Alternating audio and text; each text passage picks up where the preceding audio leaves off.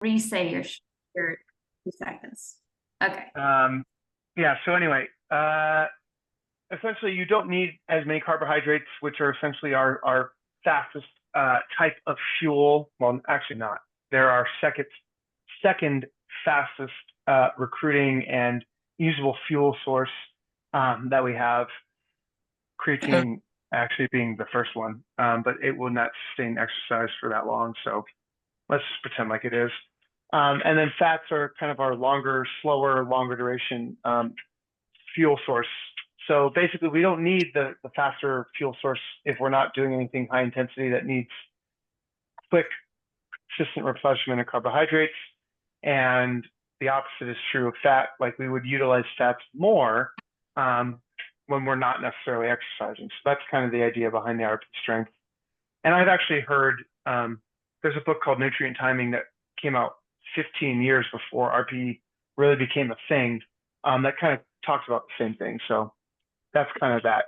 Realistically, though, if you've been following along with the kind of layers that we've been putting on top of each other, the big stuff that's really the most important is the stuff that we dealt with and focused on first.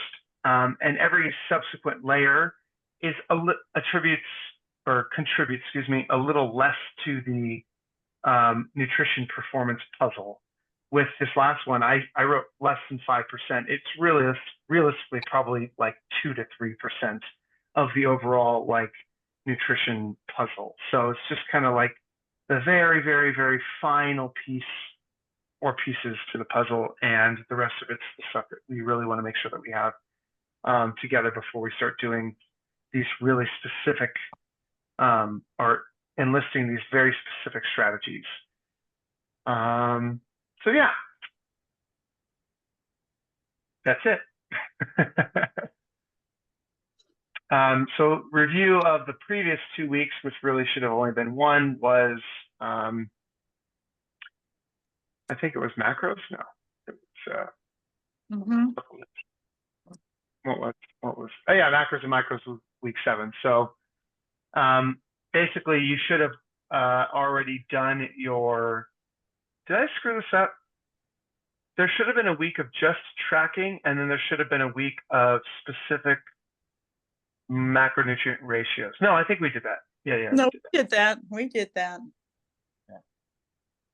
So how'd it go? Well, I have a question about timing. Does it matter when you say around? Does it matter that it's before or after? Like if you're training at 9 a.m., it's really hard to get before or a sufficient amount. What is sufficient? You have to drink it. If you're doing it the earliest of mornings.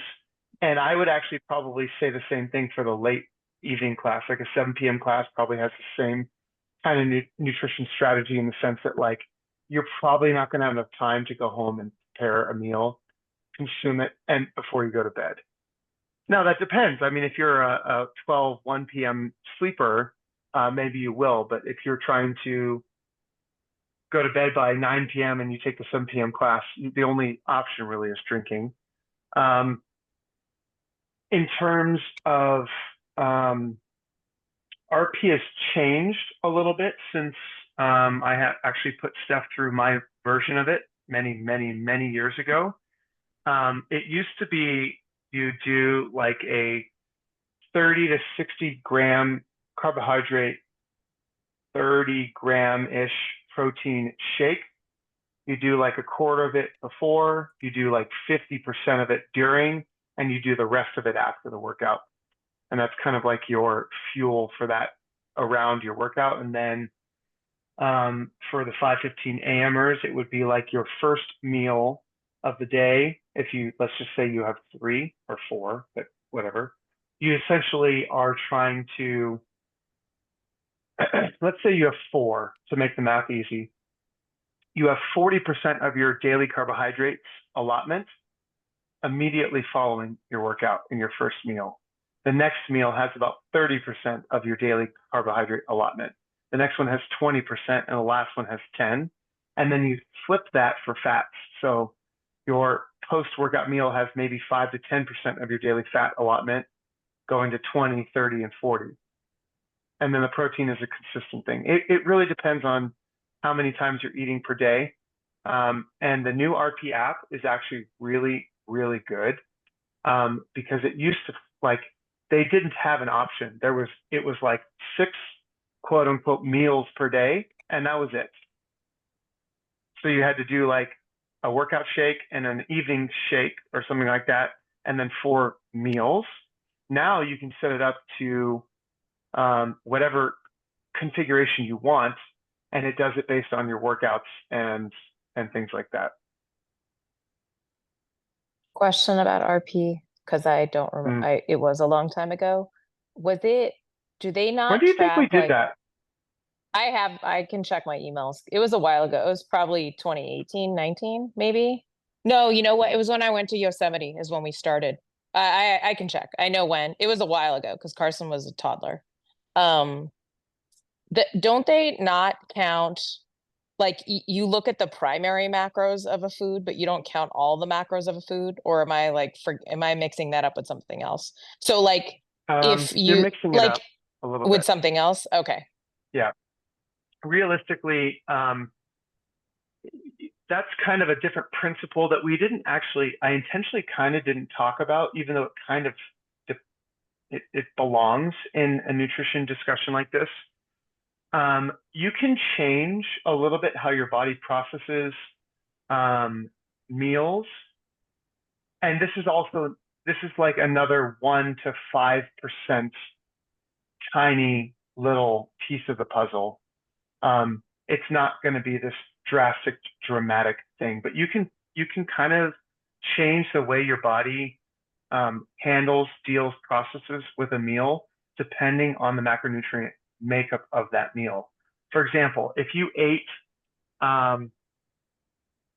let's think about this. What's a good example of this? Something that's like a bunch of fruit, or like something that's high carb, but if you put a little bit of fat in it, it'll slow the glucose Correct. intake. Correct.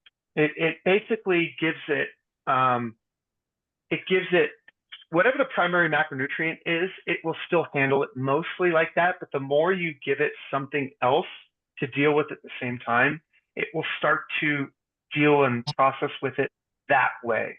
So fats and carbs are the easiest one to kind of talk about because they're so dramatically different from each other. Protein's a little bit different, but like if you have a full fat Greek yogurt with 2 servings of fruit, your body will process those fruit carbohydrates a little bit slower, spreading out a little bit longer than it would if it was just the fruit by itself.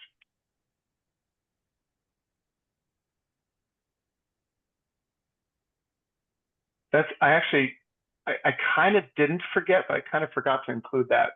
I didn't forget in the sense that like I wanted to put it somewhere. I didn't forget to put it somewhere, but I didn't know where to put it, so I didn't put it anywhere. Maybe that deserves its own little thing here on the very tail end with the timing. Might be a good place to do it, actually.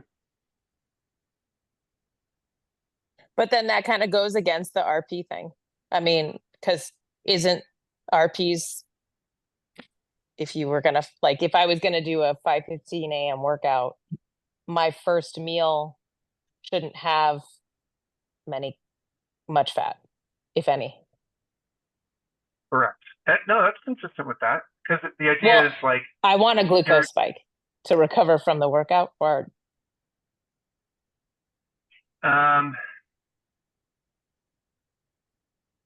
we don't have to get this granular. That wasn't my intent of the question, because I actually meant something different. But I've been curious about this thing, but I don't care enough about glucose spikes for myself.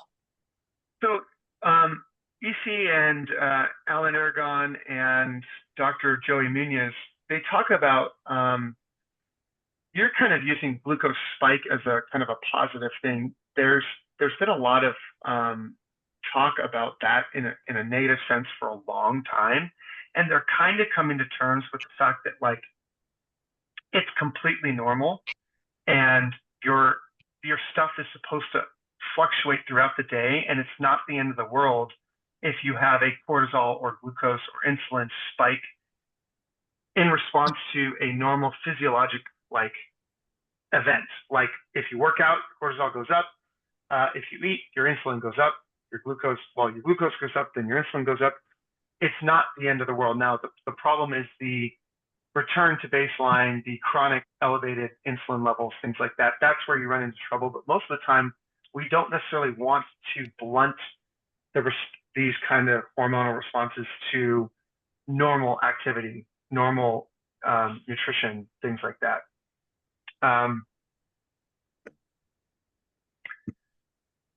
So then to kind of address the RP thing, they're still kind of doing it because they don't necessarily say that you should be completely nutrient skewed one way or the other. They want a little bit, they're just tapering it in different ways.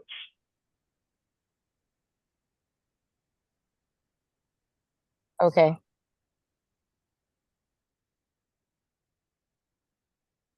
With like your 5:15 a.m. workout shake being exclusively carbohydrates and protein, and your first meal including a little bit of fat after that workout.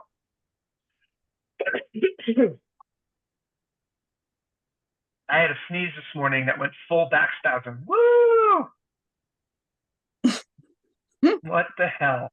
You're not even 40 yet. No, I know. Bullshit.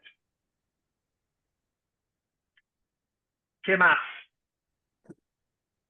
I'm looking at the RP Strength app, Mm-hmm. but why is it none of these like apps let you scan for free anymore?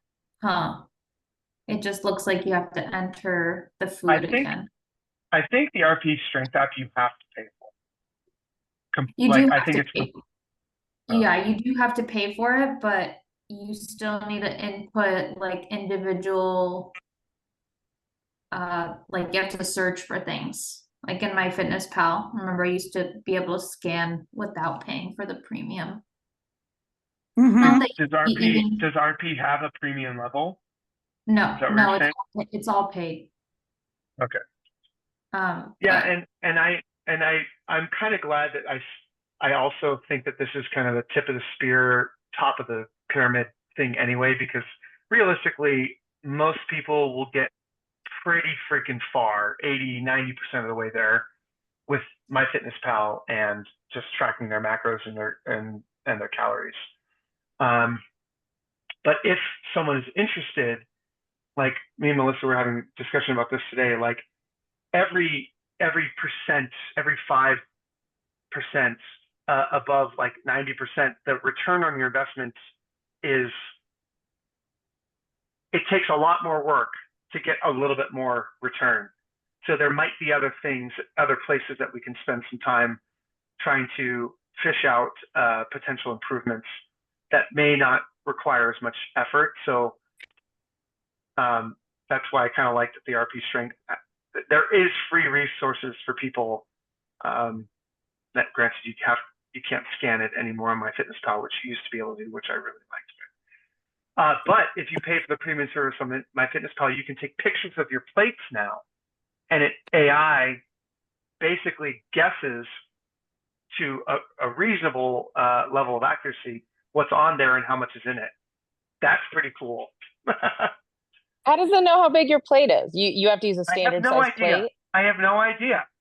It just guesses it, and it's pretty good.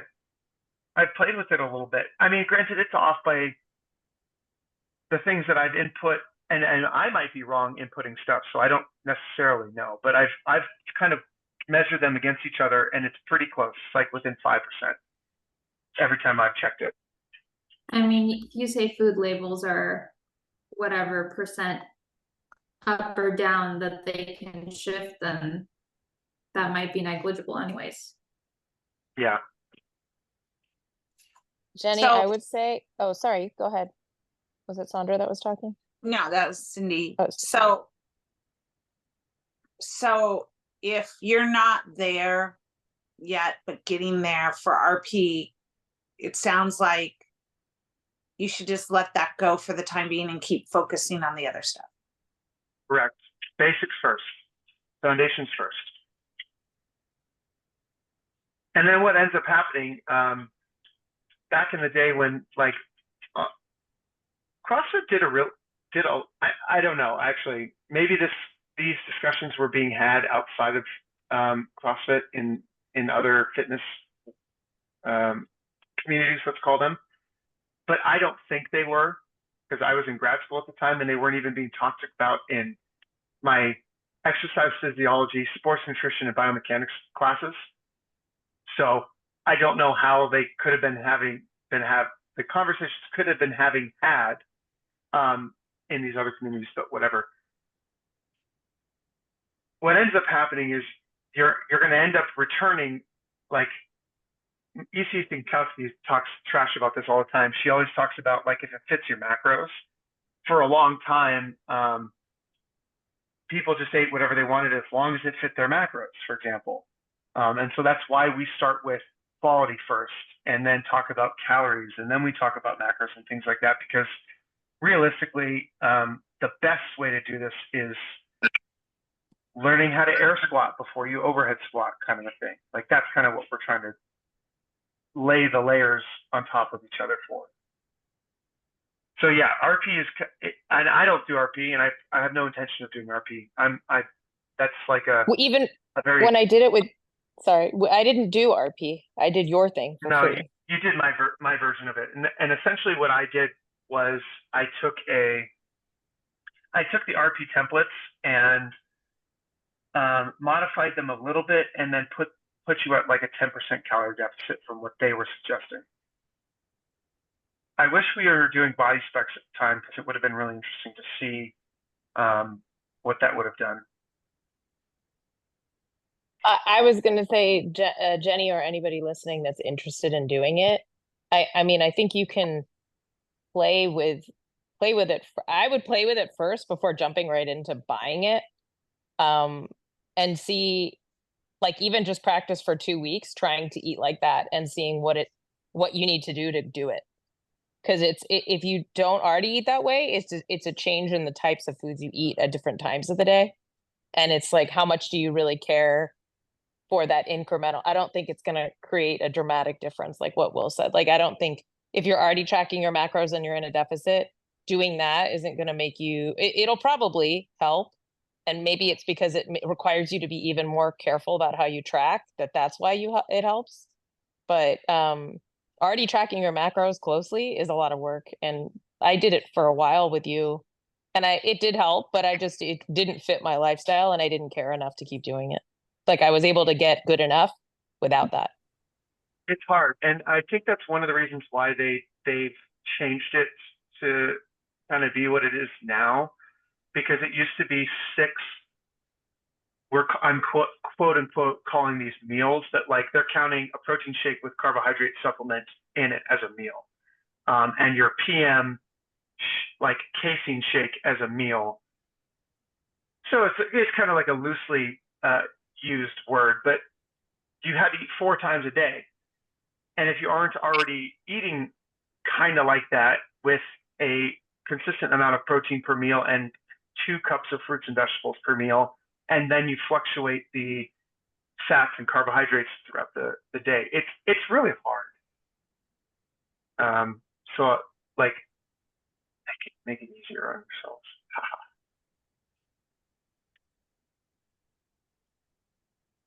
What else? Did you guys the last couple weeks go through the MyFitnessPal to see, like, because if you've been tracking, like, how that's matching up to the macros individually, or is that just something I have to learn on my own? What do you mean? MyFitnessPal will calculate macros for you when you do your meals.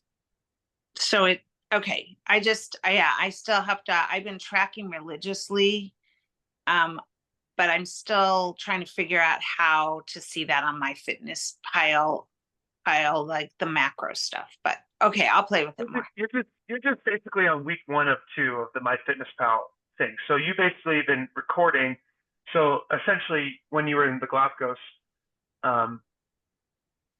we did a second call where we then talked about the macros and total calories you were consuming. So all you do is you go up to like the top right, and it says when on your food library or no, your food diary, my diary, there's on the top right, there's like a calories remaining per day. You click that, it's like a blue number. Yeah, It's like bolded in blue, yeah, no, I look which, at it every day. which is usually consistent with like, it takes you somewhere else, like a hyperlink, Mom.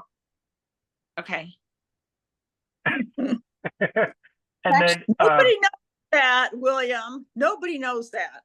Yeah, you hit log where you're going to log a food. You go to the top right, there's a blue number of calories remaining. You click on that. And then across the top, there's like a bar that says macros, nutrients. So you click on the one you okay, want to see, okay. and it'll show you you go to- more yeah, you go to- calories. and you Okay, don't go to fine. macros, you go to nutrients. Go to nutrients. Okay, good, because I've been very good about keeping track of everything by the ounce, so I was curious to see how it all played out. I mean, obviously I was vacationing, so I wasn't super focused on looking at the stuff, but I was tracking it, so. That's great. I'm not vacationing and still not super focused on tracking stuff. I did really good. I had like an 11-day, you know how at the top it gives you like a number of days that you've logged in a row? Like it gives you a little, good job. I had 11 days, and then the 4th of July happened. It's okay. So It's I've been, okay. so I've been logging and tracking, and I'm doing better on my protein. I actually Great. hit where I got a gram per pound of body weight, but Nice. on my macros, it's still like I'm still way under on my my protein on the macros, but like even though I'm hitting grams, so I don't know what to make of that information. Wait a second. So your 35% protein, 35% carbohydrate, 30% fat ratios of your total daily calories puts your protein target above 1 gram per pound? Yeah. Oh, interesting. I've never experienced that before. Usually you have to like up the protein to get it close to 1 gram per pound. Did you send me a picture of your the goal page and then the percentage page? I sent you a picture of something. Let me look. Let's see if I have it. I think my goal is like 120 something grams of protein, and I'm happy to get anywhere close to between 70 and 100.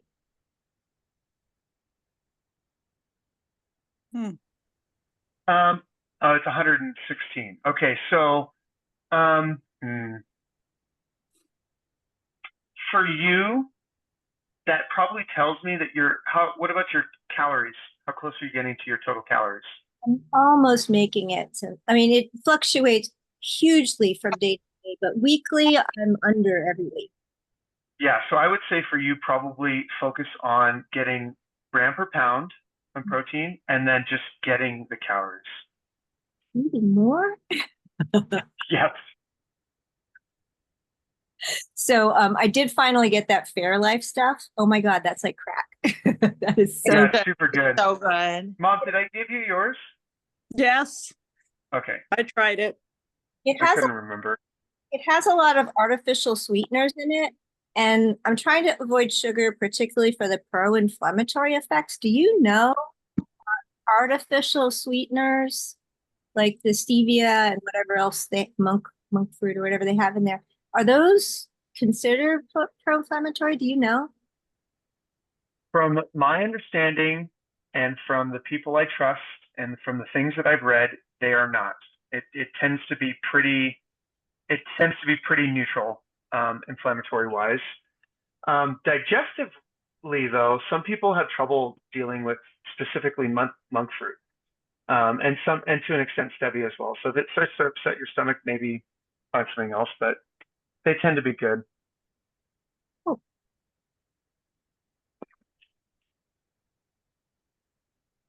¿Qué más?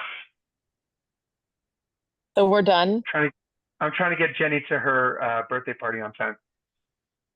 Yeah, and so we're Just done. So pass. the other two, The other two were hydration, basically drinking at least a third to half your ounces of body weight of ounces of water a day, probably in the summer a little bit more, probably with some electrolytes added to it.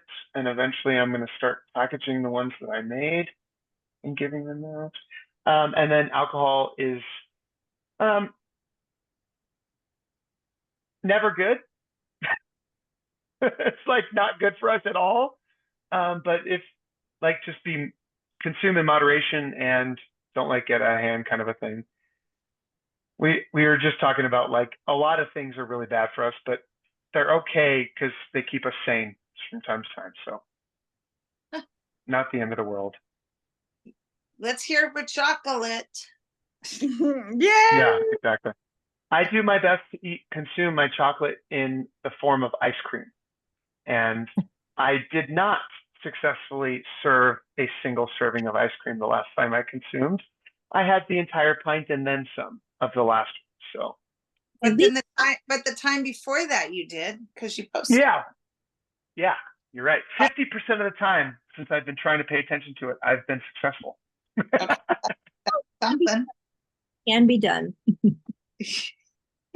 So Well, we're done with this and then we go off the rails, or what should we be doing between now and the next time we start paying attention to our nutrition? Great. So that'll probably happen. We'll have another like serious, probably something very similar to this. I'll see if I can add some things to it in September. Wait, July, August, September. Will Like, that take end of us through September, December? beginning- Oh, wait a second. Let me look at my calendar. The next challenge is called Net Zero. Meaning, That can't be Your good. goal don't gain is any to weight. survive. Exactly. The goal is to survive the holiday season. Don't get without get any gaining weight. fat. What if somebody's goal is to math? Don't get fat.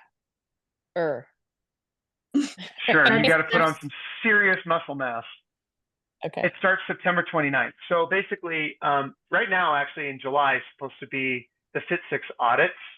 But I don't think I've done a good job of telling people that that's going on. So I'll probably start it when I come back from my birthday, and then we'll probably push it through the middle of August, or maybe the end of August. And then September, we'll start the Fit6 Net Zero. So the idea is, Cindy, very similar to what Cindy's kind of brought up, was at this point, you've got 8 to 9 weeks of nutrition discussions and layers of accountability. Hopefully you found one that kind of is just outside of your reach, maybe like less than 10% away, but it's still a struggle to kind of try and get there. And that's where you're going to hang out until we have one of these discussions again, or challenges again. Okay, that sounds good.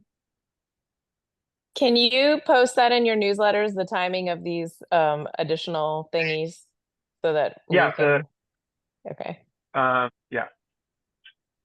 Steph and I are You're- going off the rails for a couple weeks, We're simultaneously fun. going to the East Coast on vacation. but Good not for you. together. Not together though, but sort of together. Yeah. I Please also forgot to have- talk about that. Let me write this down. Binge There eating on needs to vacation. be- There needs to be a little discussion page on like, what would the title be? It would be like limited choices. How to manage your nutrition when you're out of town. I don't Okay. know. Who knows? Okay, and then what was the other thing I needed to add? Oh, The audits. what? No. No.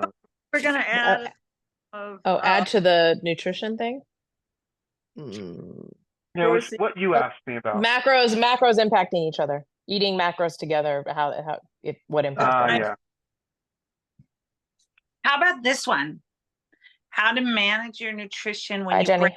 when you break your wrist, because that changes your whole exercise situation. Yeah, and how So, you have to eat with your did- hands. did we? No, but I feel like you should add one about how to manage your nutrition when you get like hurt, which will limit like Mhm. exercise you've been doing in some capacity. You have to find other ways to like, but like, that's a good one because all you people, I broke my wrist. So Where did There you you- break? in Not the Galapagos On a in the boat. on the boat. Well, at least you were Yeah. having fun. Oh, I mean, I had a great vacation aside from that, but like the challenge now is I got the eating under control, but now the exercise is gonna change. So I think that would be a good one to add to your future. Because Mhm. And People it is, and we probably didn't make a good enough point of this, but where do we talk about exercise except for nutrient timing, really? But and you weren't here for the whole thing, but like the people that were, where did we talk about the daily expenditure and exercise energy expenditure? We didn't, because we you should be didn't. eating the same regardless of how much exercise you're doing. Or about the same, right? Realistically, the yes. nutrition is almost like you're only exercising 100 to 300 calories maybe per day, depending on what you're doing, how long you're doing it. That's literally a couple pieces of fruit in But terms of. Isn't that just the food side? What about the side where you're still trying to build up your muscle and build that up? Like, how do you know, how can you get that in? You're eating the right nutrition, but like, trying to build the lean mass and everything. Isn't it more than just the eating? Isn't it everything combined? That's the resistance training. Yeah. So how Yeah, do you get that it's resistance training in when Build your right arm. or it's my left arm, but like, other people like, at the gym have had, injury issues too. So I just think that would be an interesting piece to add in because I guess it'll happen to everyone at some point. And what my point was that it's separate from this conversation in the sense that like the nutrition, this is kind of the whole point of my like focus on this is people think of the gym as a vehicle to change the way that they're eating when it shouldn't be thought about that way. Oh, no, The I way see you what eat you're and saying. Yeah, fuel your yeah. body is like it's only slightly tiny, less than 10% influenced by our activity. And it should pretty much be the same almost always. Now, in terms of trying to build lean mass, we're talking about two kind of different things, right? Changing your composition without changing your lean mass at all, you can lose fat mass and your body fat percentage relative, right, will decrease, which is actually what most people are after. They don't, like most people want more lean mass, but it's hard. It's very, very difficult and it's very, very slow. It's for most people, it tends to be a lot faster to lose fat mass than it is to increase lean mass. Now, with that said, the way that we've kind of structured our nutrition strategies, it will support the increase in lean mass if you are doing adequately challenging your muscle tissue and your bones you're adequately challenging them in meaning like you're asking more of them than you've ever asked before, or at least continuing to ask what you've asked of them before. That's how you increase the lean mass. As long as nutrition is dialed in, it has nothing to do with each other. So Okay, fair enough. that's the what's the fit fatty motto? Calories earned or calories burned. We're trying to get people away from that idea. They should be separate things.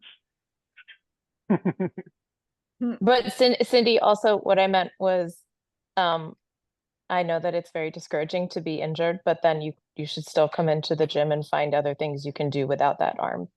No, for sure. I already talked to Will. Yeah, we've about already that, talked about it. and I'm going to the surgeon tomorrow because they are saying I need surgery.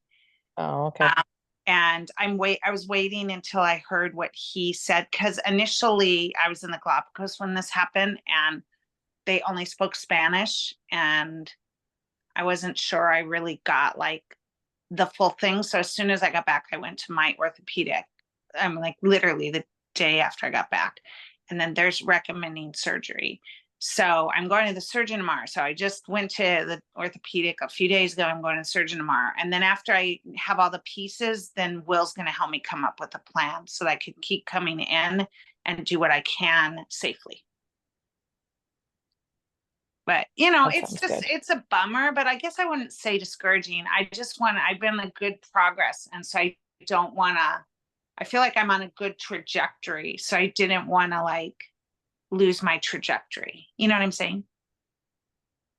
So but yeah, I think we're going to get there. So, but it's a unique challenge. And I mean, I was thinking back to all the people that have been injured at the gym since I've been there, not at the gym, but had injuries for whatever reason. And like, it definitely comes up, like, how do you keep the fitness going? How do you keep nutrition is different, but how do you keep the fitness part of the whole equation going? So That's the challenge of getting old because you just deal with it that you've accumulated. yeah. Oh, it was Yeah. just like, just don't fall like 3.5 feet onto a wood floor. So lesson learned. Yeah. Okay, cool. Thank you. Thank you, everyone. All right. You got the chat. You got me. We'll do another one soon. And happy Sunday. Thank you. Bye. Bye. Bye, everyone.